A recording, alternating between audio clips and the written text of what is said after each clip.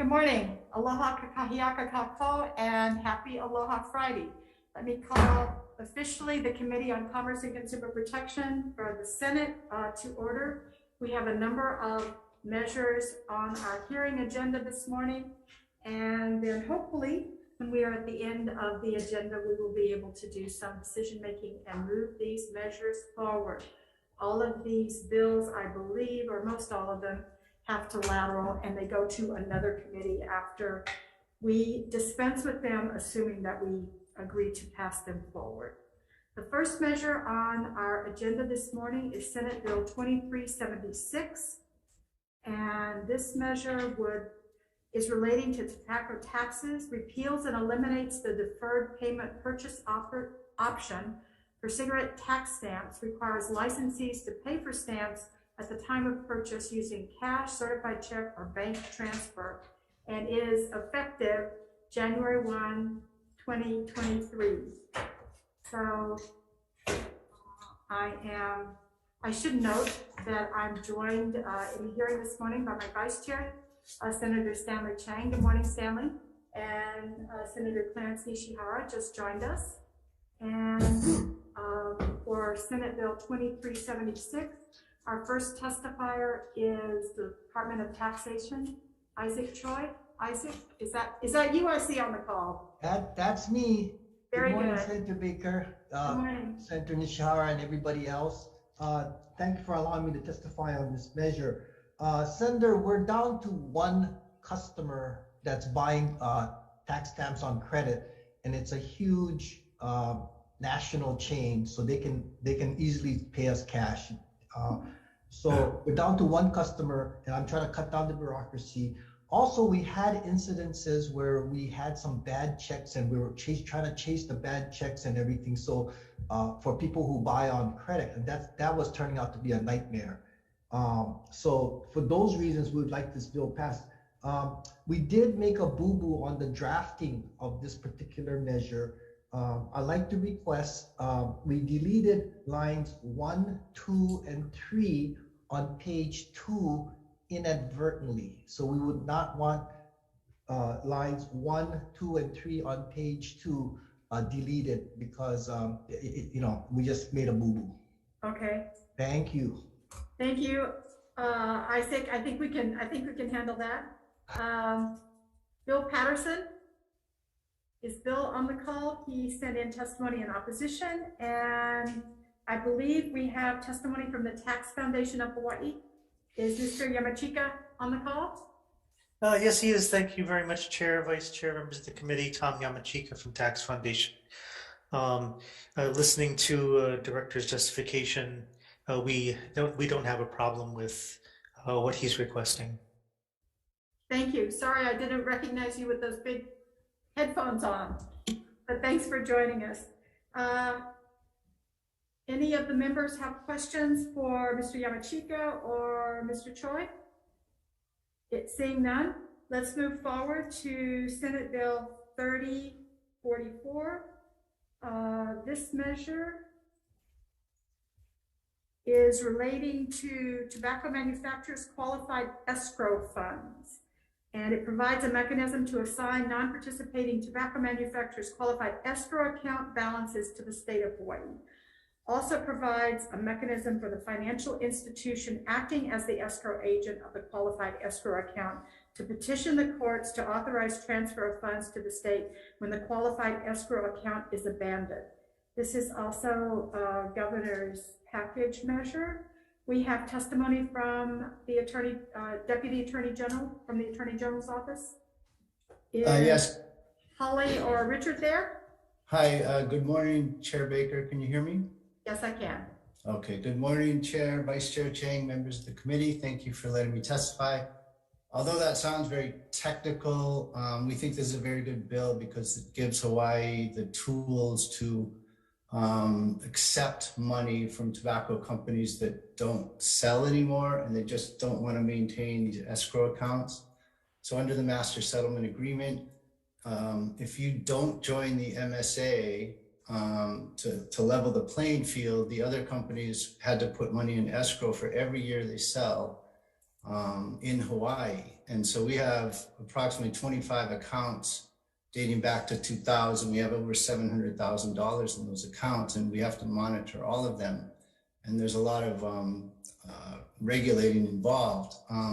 What happens is some of the companies go out of business and they just don't want to pay for escrow. So several states have passed a measure similar to this.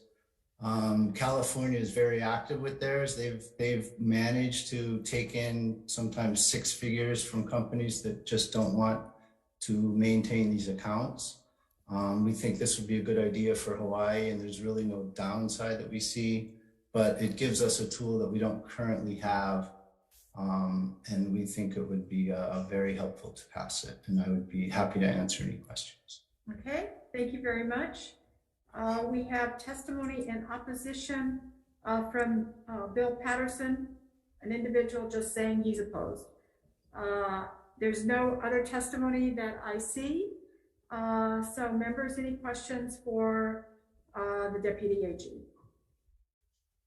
I have none. Thank you very much for this measure, and it'll be my pleasure to recommend to my colleagues that we adopt it.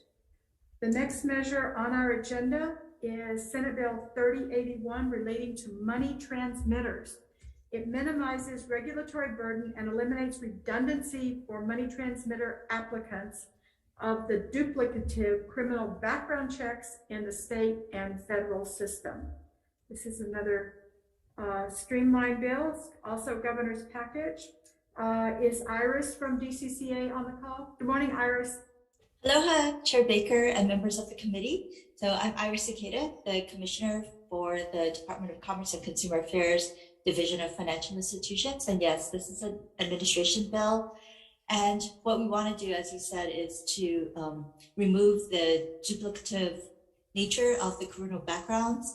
So this bill is, we're able to offer this bill up because the state is now a reporter to the federal or to the National Criminal Background Database. And so we've been paralleling the state criminal background checks and the federal criminal background checks just to make sure that nothing was missed. And we have not found any discrepancies. And so we believe now is the time to just have our applicants just do one background check.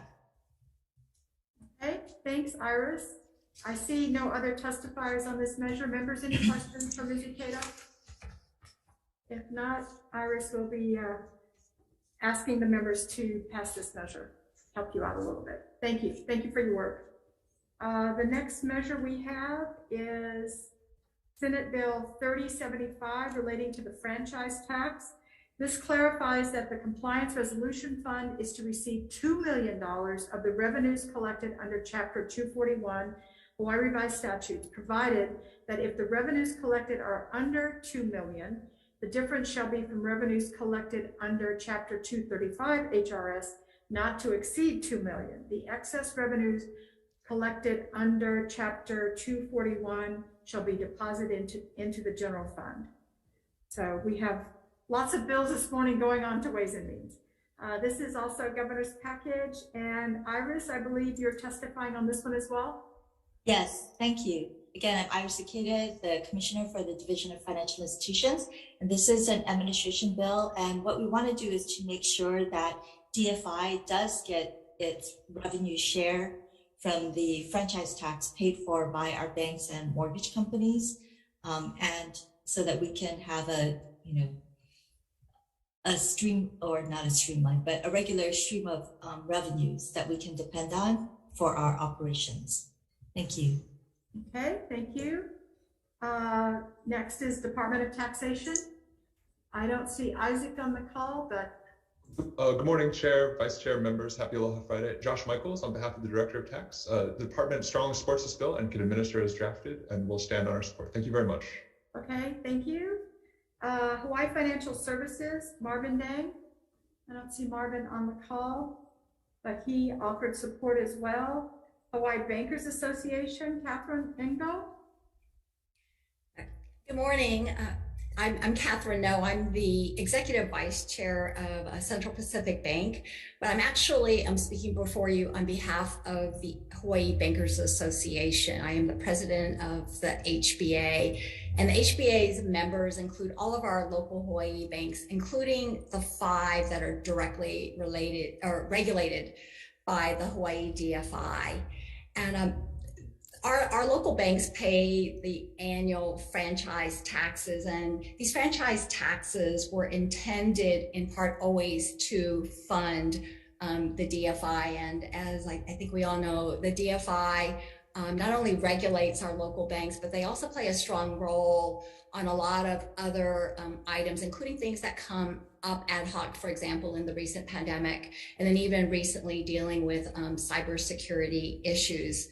And so on behalf of the Hawaii Bankers Association, the request is that this $2 million at issue be paid directly to the Hawaii DFI. We believe that's the simplest way and also a way to ensure timely payment to the DFI. So the request specifically is in regard to the amendment that we've put forward to the bill. Again, we believe that's the fair, direct, and ensures the timely payment in to the DFI.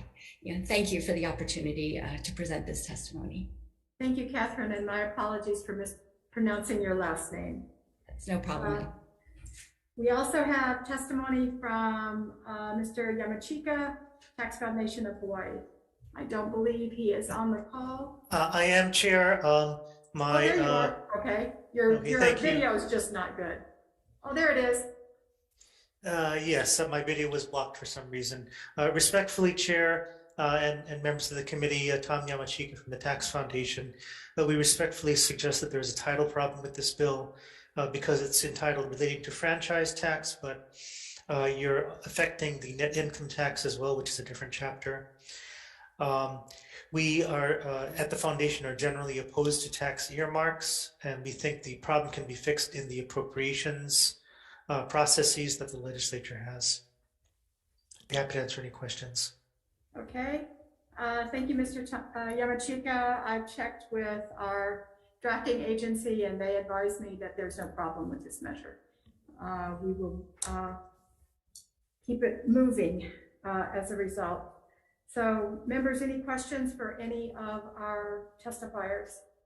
If not, let's move forward to the next measure.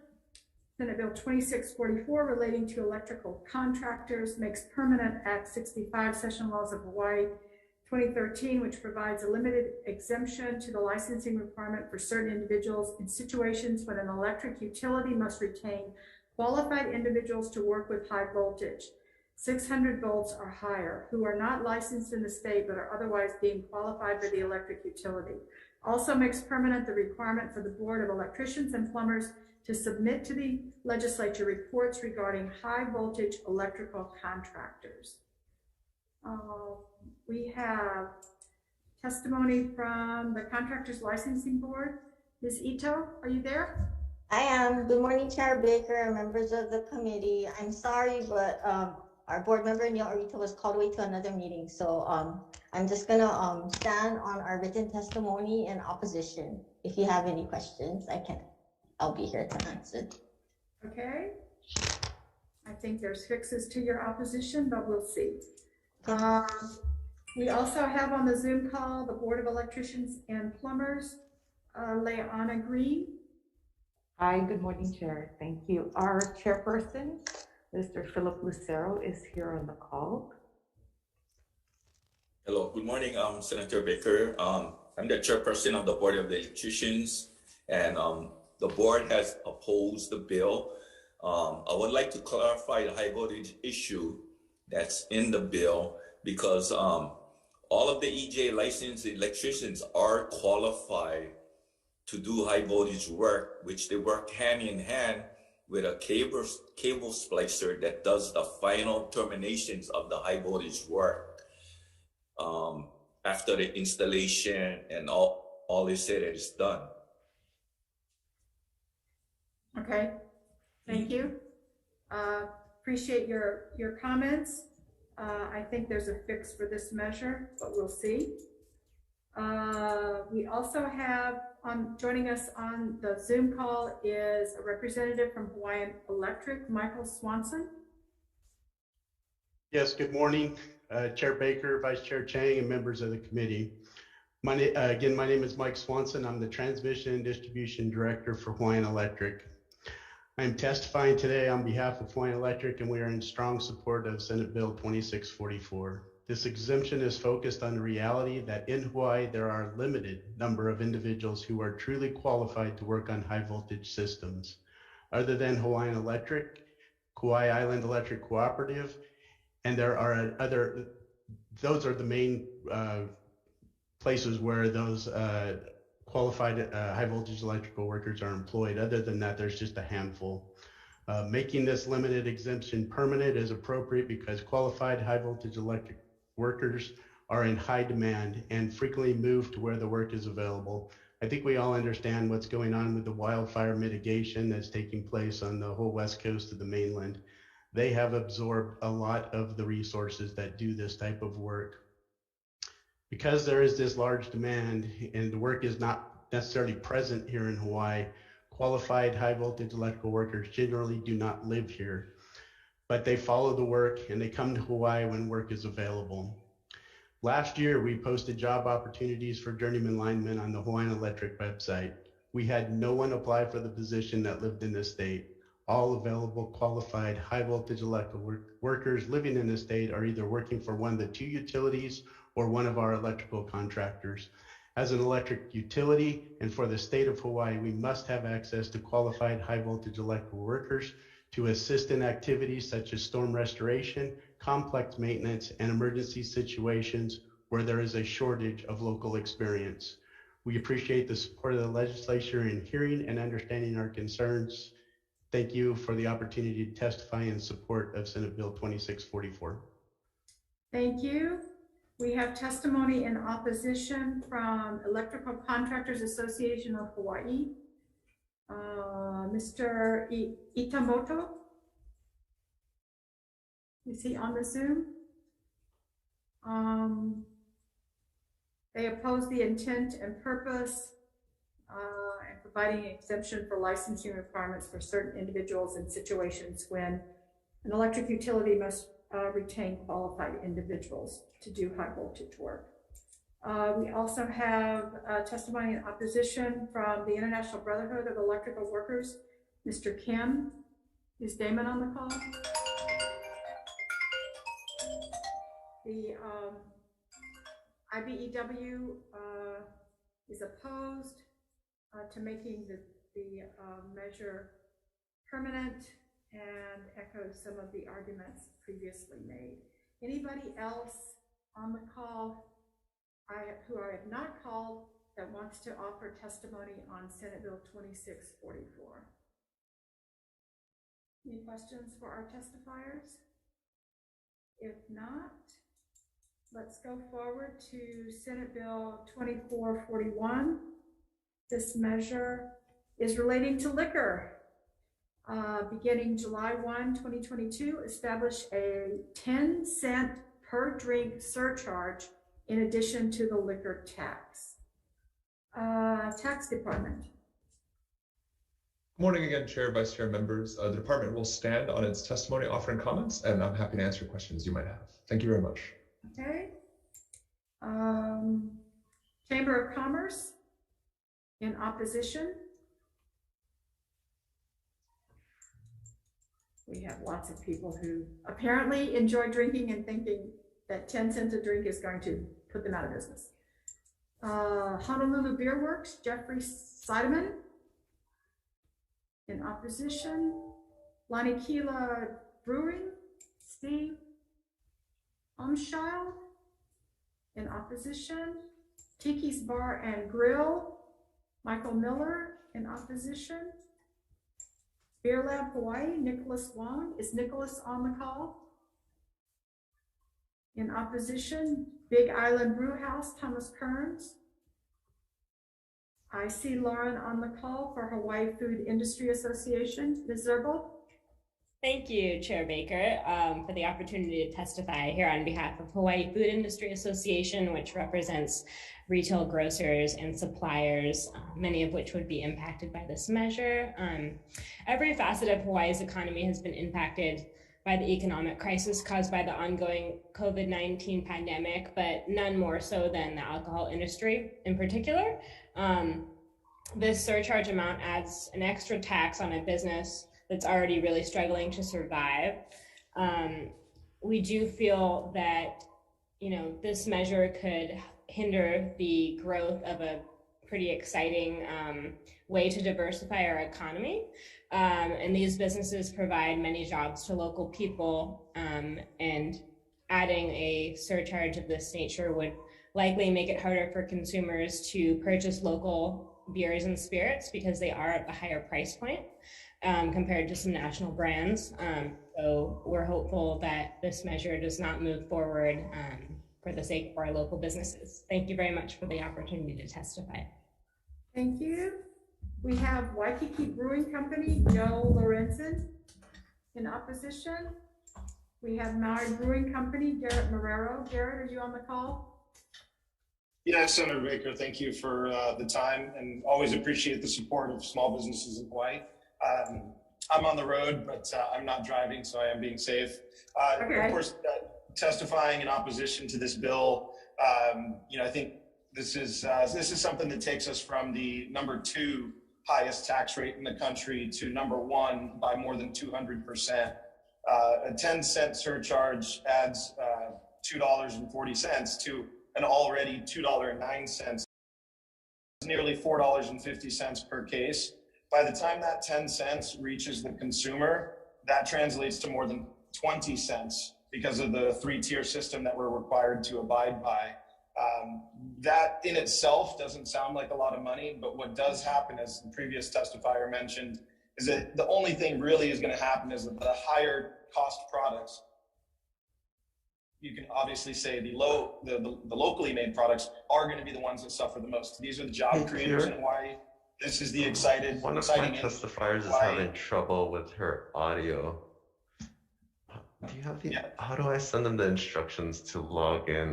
Can you please not interrupt my hearing, because we have testifiers on the call who are testifying, and you need to meet with somebody else to get your problem solved and not go through this Zoom. So I'll be real quick. The $4.50 tax rate would drive the cost of the local products up even further. We're already sitting at the premium level. Really, if it's going to curb drinking, all it's going to do is turn people to lower cost products that are imported from the mainland. And that will serve to hurt jobs in Hawaii. Maybe not close our businesses, but absolutely erode the growth in a period when we're coming out of something like COVID, where we're literally hands on shovels trying to dig ourselves out of the worst economic crisis any of us have ever seen. So strongly in opposition, happy to work with the committee and answer any questions, and always here in service of Hawaii. Thank you. Thanks, Garrett. We have Mothers Against Drunk Driving, Kurt Kendro. Is Kurt on the call? If not, we'll go. Good morning. Good morning, Chair. Kurt Kendro. I'm the committee chair for the Public Policy Committee for Mothers Against Drunk Driving Hawaii. MAD normally has a very good support for surcharges and taxation on alcohol. Those funds that are used are for prevention, intervention, and education programs. So MAD would support the bill with our comments that those funds be directed towards those types of programs. Thank you for the opportunity to testify. We're available for comments or questions. Okay. Thank you, Kurt. Hawaii Cycling League, Janelle Stubbins. Testifying in support. Is she on the call? Hawaii State Teachers Association, Mitzi Higa. Is Mitzi on the call? They offered support. Maui Wine, Paula Hegel. In opposition, I don't see Paula on the call. Testimony from Darylyn Chin Scoville, Fetal Alcohol Spectrum Disorder Organization. Good morning, Chair Baker and the committee. My name is Darlene Chanskovo, and I support this bill because plenty of reasons. It's not about profit, it's about people. As you guys know, I understand the COVID pandemic has challenges, but it's greatly increased the consumption of alcohol, most especially in women in isolation. So we are actually expecting a lot of FASD infants born coming up. Also, I would like to highlight, yes, we are concerned about, we're only asking for 10 cents, right? If we think about the cigarettes that we highly increase the taxes and put it on, what's that? To $3.20 per pack. It did not stop people from using it, yes, but you know what? It allowed for the young, the childbearing youth not to access the cigarette. So this bill contains many things good for the people. One more thing is that it has been 23 years since we last raised taxes on alcohol, and we are only asking 10 cents. And I think if our brewers are concerned, maybe we can talk about that and then see how we can support them in another way. But I think it's time for us to raise taxes, like I said, to protect the childbearing youths that will be accessing this product. We are allowing this product available to our consumer, but we also have to protect them. And I think this tax that we will get from this bill can support all the alcohol-induced diseases and damage to our communities. Thank you for the opportunity to testify. Thank you. Amy Bender, Hilo Brewing, in opposition. Hawaii Organization of Police Officers, Nicholas Crow, in support.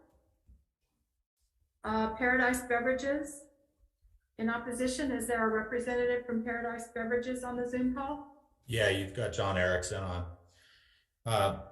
Paradise Beverages in the beverage distribution business. About 90% of our portfolio is beer. The rest of it is non-alcoholic beverages. There's been a few data points that have been offered up by other testifiers. I think I want to touch very quickly on the root of my written testimony. Currently, Hawaii is at 93 cents a gallon on beer tax.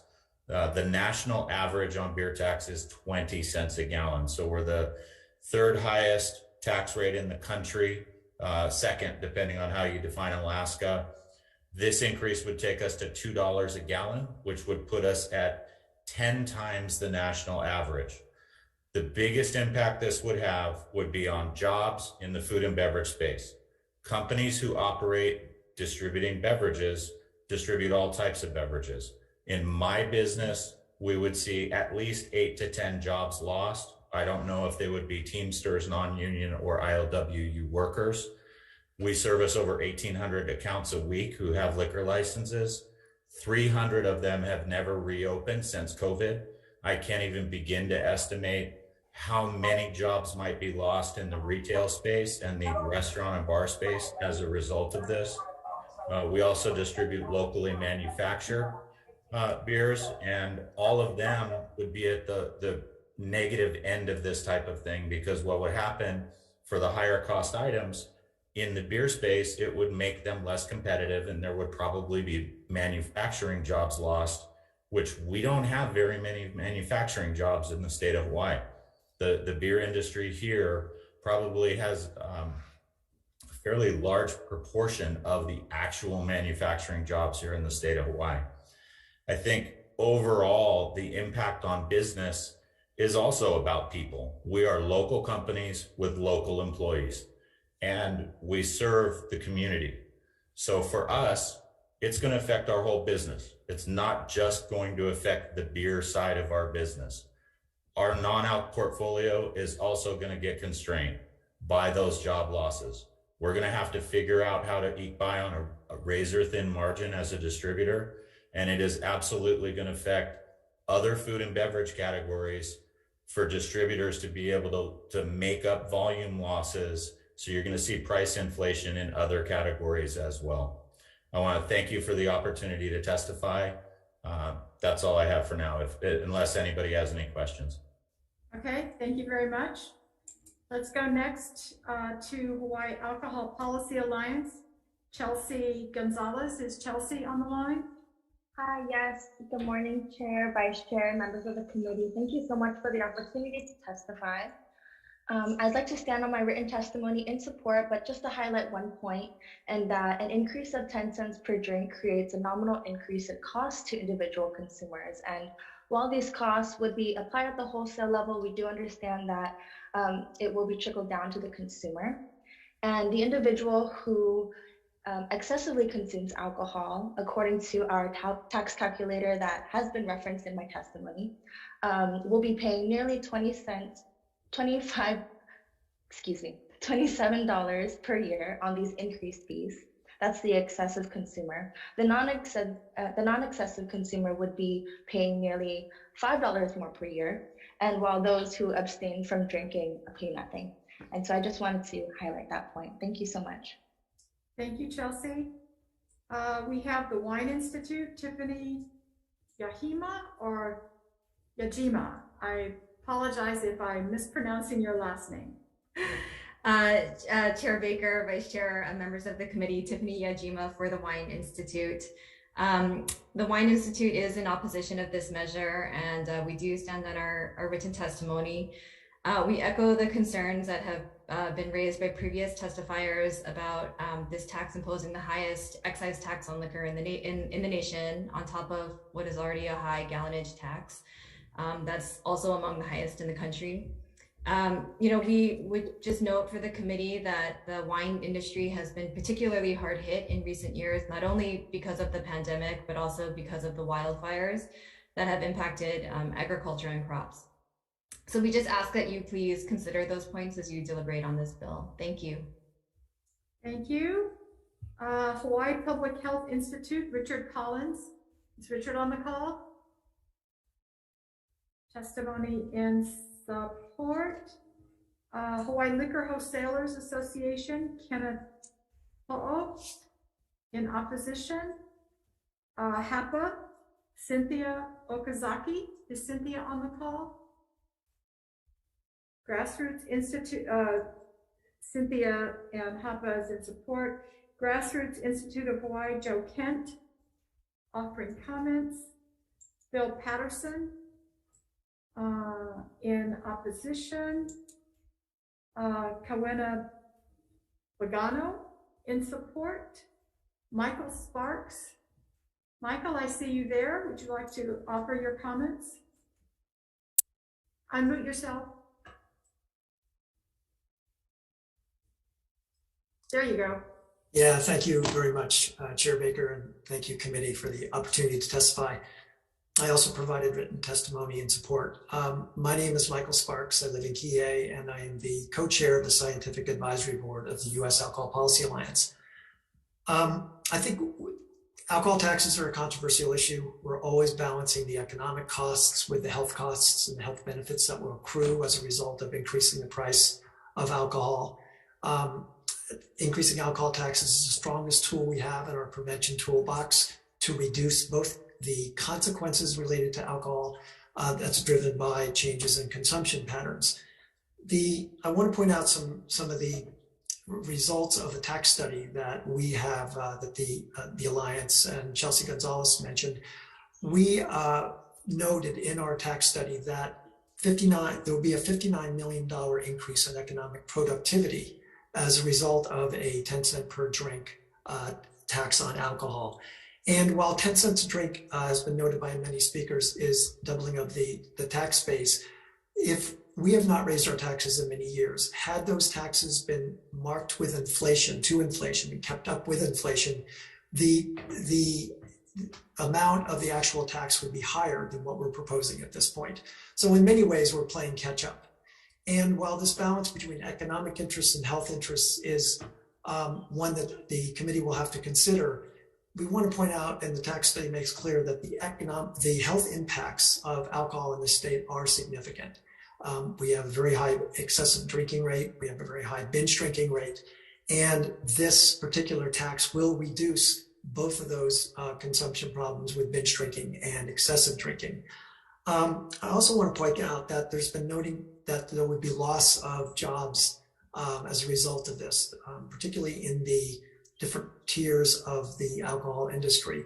But in fact, the tax will result in a net of 1,500 new jobs in different industries across the state. And in states who have instituted tax increases, we have traditionally and almost always, I can't think of a state where we have not, found a net increase in productivity and in the number of jobs created by the revenue coming into the state. My final point is that we have in Hawaii, we have 53% of the people do not drink alcohol. They will bear no cost associated with this increase. And as an earlier speaker mentioned, the amounts that low to moderate consumption drinkers will experience is in the $5 range, and the excessive drinkers, who also have the greatest impact in terms of reductions in consumption and therefore productivity, will only increase their annual cost by $26 based on our study. So thank you very much for the opportunity, and we hope you will pass this bill out of committee. Thank you, Mr. Sparks. Kenichi Yabusaki, in support. Ryan Samonte, in support. Katie Folio, in support. Is Katie on the Zoom? All right. We have late testimony from the Tax Foundation of Hawaii, Mr. Yamachika. Is he still on the call with us? Late testimony in opposition from the Maui Chamber of Commerce, and late testimony from Ann Yabusaki. Anybody else on the call wishing to offer comments on Senate Bill 2441? Members, any questions? Yes. Any of our testimony? Chair, yes? Sorry. Yeah, sorry, Chair. Trevor Aberzua with Chamber of Commerce Hawaii. I arrived a little late. Apologize about that. Okay. Great. Please proceed. Thank you, Chair. Chair, Vice Chair, members of the committee, again, Trevor Aberzua, Chamber of Commerce Hawaii. We stand in opposition to this bill, and we think it comes at a very tough time for our small businesses, our restaurant community. Adding an additional tax would further hinder companies from hiring and also from keeping employees. I know the last speaker touched on how it would grow net jobs in the state, which I would disagree. And I think the only way it would hinder job growth, and especially in our small businesses, in our entrepreneurship community, which are the ones that are struggling the most here in the state. Again, we've seen a number of restaurants have to shut down during the Omicron spike, and some of them couldn't even open back up. So we just believe additional tax right now, it doesn't come at the right time. In the past 2 years with the economy still trying to rebound, we ask that you hold this bill and don't pass it out of committee just because of the fact that a lot of our smallest businesses are still struggling. So happy to answer any questions. Thank you for allowing me to testify. Okay, thank you. I see a hand raised, and I'm not sure if that's the Hawaii Bicycling League that wants to offer comments on this measure or something we already passed. Yes, I'd like to offer comment. Okay, please say your name, because my eyes are not good enough to read the small print up there. I'm Janelle Sturbins. Okay. And proceed. Yeah, I'm here in support. On January 29th of this year, a man was riding his bike on Front Street in Maui when he was struck by a drunk driver from behind and later died. The driver fled the scene, and the operator of the truck was arrested for negligent homicide, driving with a suspended license, and habitually operating a vehicle under the influence. This tragic scenario happens all too often in Hawaii. Excessive alcohol use costs Hawaii nearly $1 billion a year. And numerous research studies have established that when the price of alcohol increases, excessive alcohol consumption declines, even among heavy users. And we must do more to protect our vulnerable road users who are doing the right thing by exercising and not contributing to air pollution. Alcohol causes way too much harm to our population, and we need to ensure that people use it wisely. Thank you. Thank you, Janelle. Is there anyone else on the call that we may have missed that wanted to offer comments on this measure? Senator Riviere, did you have a question? I do, for taxation, please, Department of Tax, if they're still here. Okay. I just, Chair, I'm curious, aloha. I'm curious how this tax would be collected. Would a bar need to have a tally sheet of every drink they serve, or would it be prorated on the volume of alcohol that they buy for the establishment? And would they prepay that, or would they pay it, you know, how would this be structured? It's hard to know for sure with the current structure of it being a 10 cents per drink surcharge, because that would effectively be a new tax, whereas the existing liquor tax is collected on the per volume of wine gallon. So in our testimony, we basically, if we keep it as the per drink surcharge, it'll follow the general form of the chapter 244D. However, we'll need that extra time to hammer out the forms, instructions, computer systems changes, and the taxpayer education. If the bill were converted into wine gallon measurement, it would, I believe, follow the existing, it would just slot right into the existing format. You know, my question is, if it goes as structured now, would that be up to the Department of Taxation to figure out how to collect that? And would that then, again, go back to a tally sheet at each bar where they got to keep track of each drink sold, or how does it work? That's actually, you know, it's hard for us to say right now in terms of since this would be effectively a new tax. That's something we would take the legislature's guidance on their desired policy, what would be the most effective way to do it in their eyes, and then we would comport to the administration accordingly. Okay, thank you. Thank you, Chair. Okay, thank you. Any other questions on this measure? If not, thank you all very much. Let's go to the next measure and the last measure on our agenda before we consider some decision-making on these measures. Senate Bill 3326 relating to tenant rights. This establishes a penalty for landlord violations of the Residential Landlord-Tenant Code, establishes minimum notice requirements for landlords terminating rental agreements, limits the allowable amount for landlord rent increases annually, requires landlords to pay tenants when terminating or refusing to renew a rental agreement. We have testimony from the Hawaii Association of Realtors, Tracy Leverone. Somebody from the Realtors Association on the call? Yes, aloha, I'm here. Good morning, please proceed with your testimony. Good morning, aloha, Chair Baker, Vice Chair Chang, and members of the committee.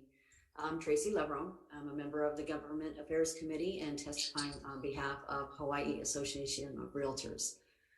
HAR strongly opposes Bill 3326, which establishes a penalty, as you just stated. HAR believes limiting rent increases does nothing to increase the supply of rental housing, and ultimately increasing supply is the true long-term solution to Hawaii's rental housing shortage. According to the 2019 census data, 39.8% of households are renters in Hawaii. Not everyone, of course, is able to afford to purchase a home in Hawaii, and we need more rental inventory. The rent control discourages the construction of more rental units and will also discourage investment owners of long-term rentals to invest here in the state of Hawaii, and that makes the shortage even worse. So this measure would require the housing provider to pay up to 3 months rent based on the number of years the tenant was in the unit. You know, there's multiple reasons why a housing provider does not renew a lease. You know, maybe they need to sell the property or they're moving back in. And as such, the unintended consequence of this measure is that it discourages housing providers from renting their property. And that results in increased renting housing costs due to lack of supply. So for those reasons, we respectfully request that this measure is held. And mahalo, thank you so much for the opportunity to testify, and I'm happy to answer any questions. Thank you, Tracy. We have the Legislative Action Committee, CAI, Michael Eisen in opposition. Michael on the call. Okay, Laurie McGuire, sorry, in opposition. David Chi in opposition. Then we have a group of individuals in support. Sarah Hofstadter, Lauren Rego, Cheryl B, Gretchen Lozano, Sandy Iwakimi, Brianna Hurley, Shanti Brown. Anybody else on the call wishing to offer comment on this measure? If not, members, any questions?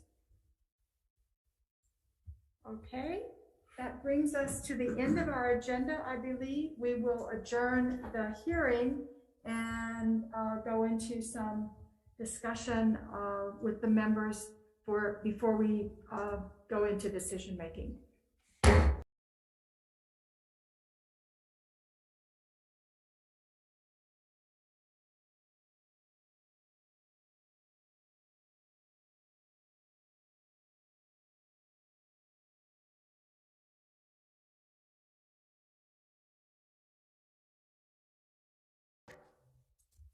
Okay, calling back to order the Committee on Commerce and Consumer Protection for purposes of decision making on our 9:30 agenda.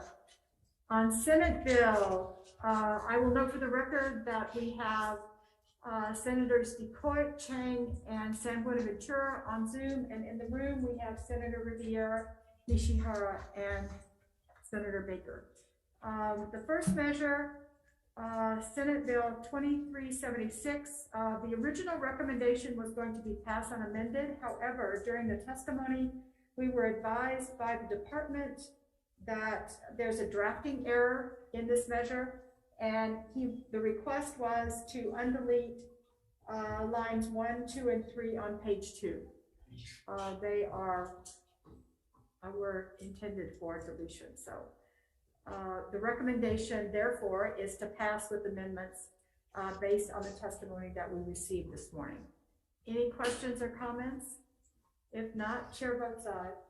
Okay, committee, SB 2376, chair votes aye. Vice Chair Chang? Aye. Senator Decoit? Aye. Senator Nishihara? Aye. I vote aye. Senator San Buenaventura? Aye. And Senator Favela is excused. Measure adopted. Okay, thank you. The next measure is Senate Bill 3044 relating to tobacco manufacturer qualified escrow funds. This is governor's package and it goes on to JDC/WAMs.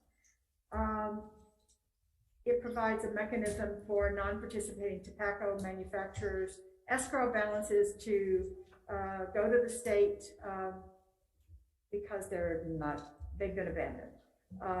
But our law apparently is a little clumsy in this area. So Chair recommends that we pass this measure with technical non-substantive amendments for clarity and consistency as recommended by our drafter, and the testimony from the Department of the Attorney General was that this is a measure that actually helps both the state and